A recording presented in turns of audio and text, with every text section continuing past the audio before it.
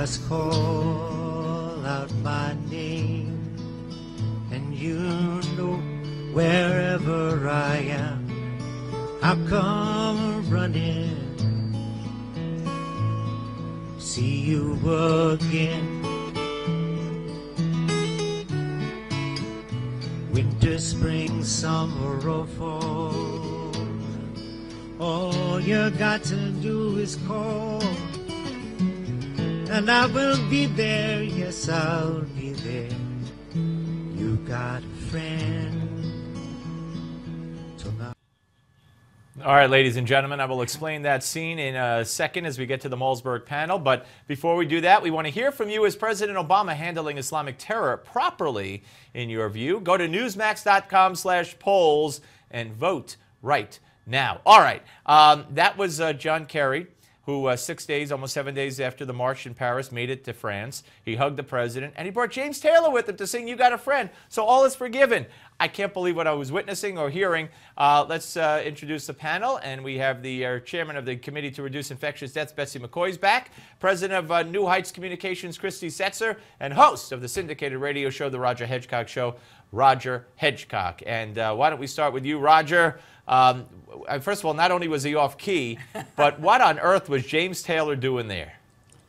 Well, I think it was a belated attempt to sort of make up for the absolute embarrassing gaffe of the president or one of his top deputies not being at the demonstration last Sunday, as you pointed out. Valerie Jarrett quoted yesterday as saying that, well, that we didn't go to the parade.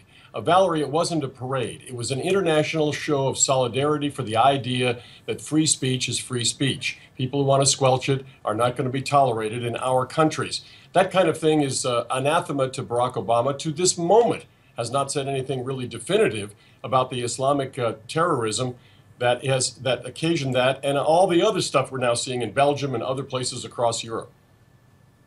Christy, why did it take Kerry 6 days to get there, and James Taylor singing "You Got a Friend"? How cheesy and how cheap and yuck. I think we all love James Taylor. I think we can all agree on James Taylor. I think you know, here's a rare moment again for Roger and myself to agree that the president, as they've acknowledged, should have sent someone to the march in solidarity. Of course, the administration has roundly, widely condemned the attacks. You know, but I think you can always look back and say we should have done more. You know, and I think there's always room for critics, and certainly those on the right have not missed an opportunity to level their criticism here. Well, Betsy, look maybe at what the it, president said today. Maybe as it turned out, Betsy, he should have sent James Taylor to the march. Well, James Taylor could have sung one of his other songs like "Will You Still Love Me Tomorrow?" But the fact is, the president today stood at the press conference with Prime Minister David Cameron and actually suggested that encouraging more economic growth, providing more job opportunities for young Muslims in this country would be a remedy for terrorism. It was so shocking. And here he is. He has just released 5 Guantanamo prisoners last week. All 5 were from Yemen, the same country that produced the terrorists who waged the attacks in Paris. Christy, so he's not just tone deaf. Yeah, please do. Look, Betsy just did something that I think a lot of people on the right have done, which I think is really reprehensible, which is she conflated all Muslims when she was talking about, you know, these terrorist attacks. And that's really a problem here. Obviously, No, that's not what I did. Hey, Christy, get off that. I thought you wanted to talk and defend the releasing of these terrorists before the bodies were even totally buried from the terrorist attack. I mean, you want to weigh in on that and defend that? She didn't mean all Muslims. Yes, you know that. I will do that. No, as well. what I'm saying is that let Christy go. Go ahead, Christy. Go ahead. Absolutely. The president has said since the time that he was a presidential candidate, since he was back in the U.S. Senate, that Guantanamo is something that should be priority in closing. I think it's actually a shame that 6 years into his presidency, Guantanamo is still sort of open for business. And Roger. I mean, this is just a perfect. Roger, this is an in-your-face president who did an in-your-face thing by releasing those terrorists. Well, there isn't any question about it. And I wonder what's going to happen with about 120 of these left after about 688 were captured on the battlefield. They're all now being returned. And by the way, those returned during Bush's administration have gone back into the battle as well. So it's not just absolutely. Obama. They're both to blame. All right, we're coming back with Roger and Christy and Betsy. Don't go away.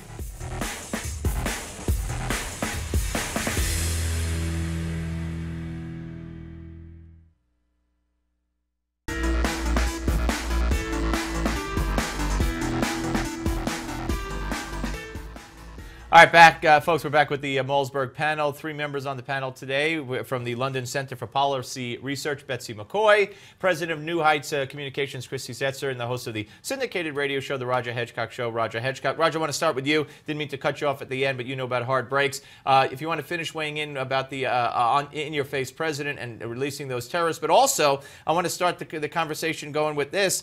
The president of Turkey stood there today and said that Muslims are never guilty of terrorist massacres. He blamed the West, and he did this while standing next to the terrorist in a suit, Mahmoud Abbas. How this man could be the president of a NATO country is just blowing my mind.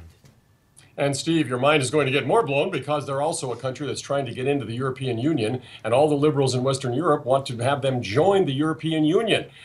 This is a scandalous situation. The president of Turkey is an Islamist. He was educated and he was elected as an Islamist to repeal about 75 years of Turkish history in which they've gone secular. They've tried to join the modern world. He's rolling it all back, calling Abbas a friend and calling, all this crazy propaganda. All you have to do is look at Nigeria, where, again, Islam has slaughtered, in the name of Boko Haram, 2,000 black Africans who happen not to be Muslims. So here we have a situation where Black Lives Matter, but only in Ferguson, Missouri, not in Nigeria.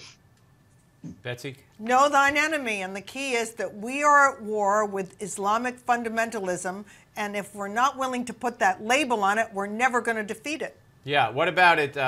What label do you put on it, Christy? And what about Turkey and NATO? You favor that?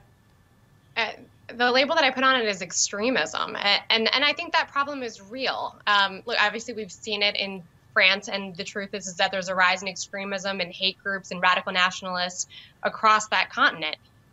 The problem, as I alluded to earlier, is when we start conflating it with all Muslims and not, and not. Yeah, but nobody's doing it. But now you're conflating. But Christy, don't you see? You're conflating our conversation with a non-issue here. Nobody's saying all Muslims, so cut it out. Now, what hate groups are you talking about? Are you talking about radical Islamic Muslim groups that are killing people, or are you talking about some other fantasy here that you want to put forth? Yes, no, of course we're talking about radical Islamist fundamentalists. Yes, of course we are talking about those things. And that is a real problem. As I said, the danger is when, I know what your danger is only in Christie's mind, because and the mind of President Obama, who thinks that if we offer enough economic opportunity for young Muslims, they won't become terrorists. But the fact is, radical Islamic fundamentalism is making them terrorists whether they have a job or not. All right, let's stop with this now. I want to go to the Academy Awards. Al Sharpton is up in arms. Let's put it on the screen because there were no black actors that were nominated for an Academy Award.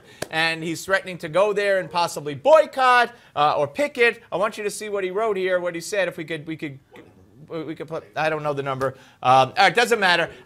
Betsy, I know you feel strongly about this. Diversity tests are, by definition, racist. When they name the NBA Player of the Year, they don't demand that that person be white, black, or some other color. It's based on your skill, your performance. When you get to the top of the pyramid, this color of your skin should not matter. Roger, what can he shake down the Academy for? Wait, Christy, go ahead, Steve, Roger.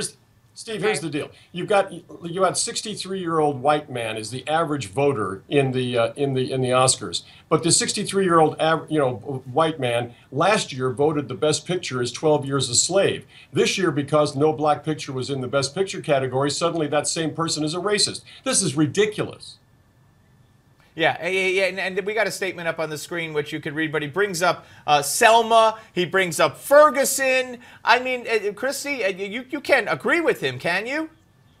I actually don't agree. Look, I think you can look at individually some of the movies like Selma or or even say Angelina Jolie being the director for Unbroken and saying, why aren't there any women directors? You can look at these individual pictures and say, this one should have gotten an award, that one should not have, etc. And not. All right, I have a any proposal. sort of problem. Christy, got to go. Christy, When how you about look a at- quota can I finish system? my statement? Quota Can I system finish for my the. statement? Christy, got to go. All right, folks, Christy and ridiculous. Betsy and Roger, thank you all. Give Me 5 is next.